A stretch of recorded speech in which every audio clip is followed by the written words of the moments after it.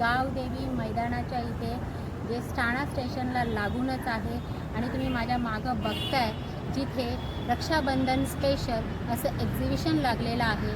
आज तारीख आहे 5 ऑगस्ट। हे एक्झिबिशन, हे प्रदर्शन 5 ऑगस्टपासून ते 11 ऑगस्टपर्यंत राहणार आहे आणि वेळ असणार आहे सकाळी 11 ते रात्री 10 वाजेपर्यंत। वेगवेगळ्या प्रकारच्या साड्या, भांडीच्या वस्तू, डेकोरेशन्स वस्तू प्लस खाण्याच्या वस्तू असं सगळं एकत्रित आपल्याला एकाच छताखाली पाहायला भेटणार आहे।